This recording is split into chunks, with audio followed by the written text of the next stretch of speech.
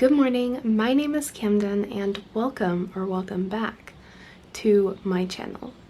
In today's video, I am going to be doing a bit of a different take on the try a chapter tag, and instead I'm going to be doing the page 99 test in order to pick my next book. If you have not heard of the page 99 test before, this is a test that was developed by a literary critic named Ford Maddox Ford, who felt that reading page 99 would be a better judge of an author's skill and a better representation of their writing style, since the first pages of a book are often very overly edited. By page 99 as well, a lot of books are really getting into the story at that point. For that reason, he swore by the page 99 test as being the most accurate way to determine if a book was worth reading or not. So we are going to be doing the page 99 test on 6 books today, and then you can go and vote in the comments which one you think that I should continue with. I have not picked any thrillers for this video because I feel that thrillers might be the exception to the rule. In this case, I don't want to read any plot twists or any relevant information that I should know at the beginning of the book by reading the 99th page of a thriller. So basically I've picked mostly fiction and literary fiction books. Option 1 is Piranesi. But perhaps given time and help I might recover, I suggested. It's unlikely, said the other, and in any case I really couldn't take the chance. Oh, I said. There was a long silence. How will you kill me? I asked. You don't want to know, he said. No, I suppose not. Don't think like that, Piranesi. Do what I've told you. Avoid 16 at all costs, then we won't have a problem. Why have you not gotten mad? I asked. What? You have spoken to 16. Why have you not gone mad? I told you before, I have certain ways to protect myself. Besides, he said with a rueful screwing up of his mouth, it's not as if I'm completely immune to it. God knows I feel half mad with everything at the moment. We fell into silence again. We were both in a state of shock, I think. Then the other put on a slightly forced smile and made an effort to appear more normal. A thought struck him. How did you know? He asked. What? I said. I thought you said you seemed to be saying that you already knew that 16 was looking for you. You in particular.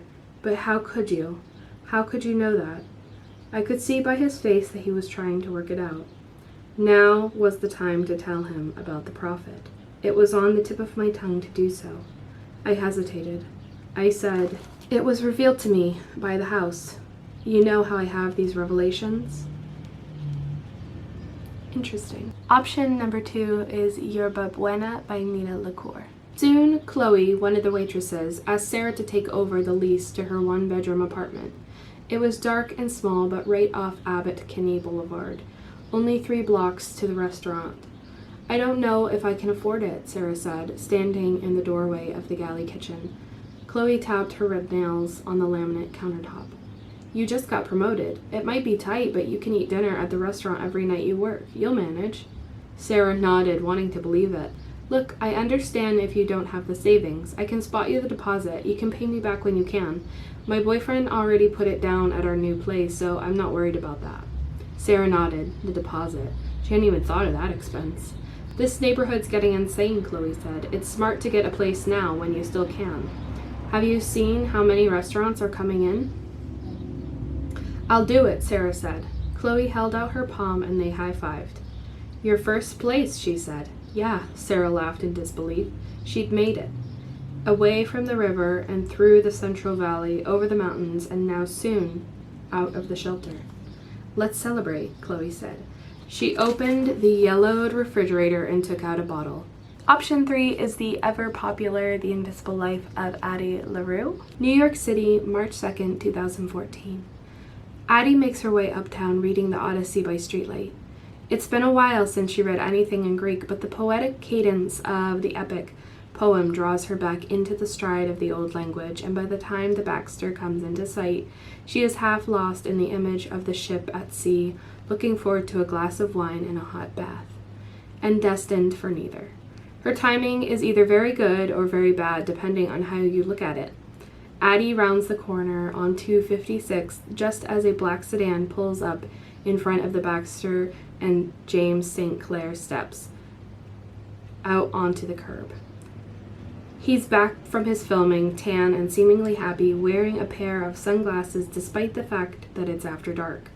Addie slows and stops, hovers across the street as the doorman helps him unload and carry his bags inside. "Shit," she mutters under her breath as her night dissolves.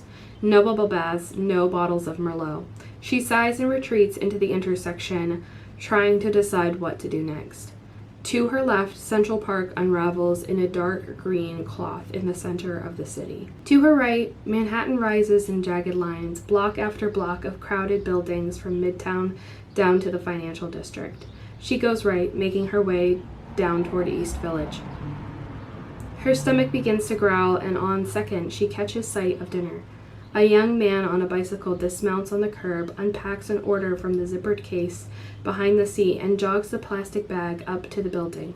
Addie drifts up to the bike and reaches in. It's Chinese, she guesses, going by the size and shape of the containers, the paper edges folded and bound with thin metal handles. She plucks out a carton and a pair of disposable chopsticks and slips away before the man at the door has even paid. There was a time she felt guilty about stealing, but the guilt, like so many things, has worn away, and even though the hunger can't kill her, it still hurts as though it will. Addie makes her way towards Avenue C, scooping lo mein into her mouth as her legs carry her through the village to a brick building with a green door. She dumps the empty carton in a trash can on the corner and reaches the building entrance just as the man is coming out. Option number 4 is The Beautiful Ones by Silvia Moreno-Garcia. He was born with a weak heart, she explained. They said he wouldn't live into adulthood, which is why he was not sent to be schooled in Lausanne as my uncle was. He stayed in Old House all his life with his sisters. Hence the engravings. Yes, see here, she said, moving toward one engraving and pointing at it. That is a human heart with all its veins and arteries. It was drawn by George Pizon. He is one of the best anatomical artists of our time. He was my father's friend and correspondent. The drawing was in color, the ventricles rendered in shades of gray, but the veins and arteries highlighted with blue and crimson. The organ was shown in an anterior and posterior view. I saw a drawing once. It purported to show the regions of a woman's heart, Hector mused. It mapped the lands of coquetry and sentiment.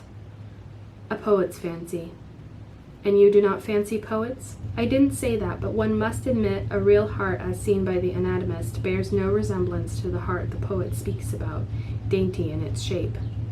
He was amused by her words, quirking an eyebrow at her and placing his hands behind his back as he inspected the engraving. After a while, he turned his head to look at her. "When did your father pass away?" he asked her. 4 years ago this fall. "I'm sorry." "You shouldn't be." As I said, they expected him to die in childhood, and he grew to marry and became a father.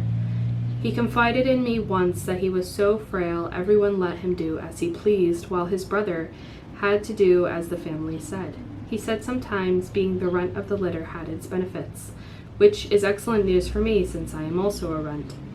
"How is that?" "I'm the witch of Old House, Mr. Auvray. Do you think there is a region of the heart where you can find our talent? Or of the brain?" "I have a porcelain model of the brain," she said. She looked around, trying to remember where she put it.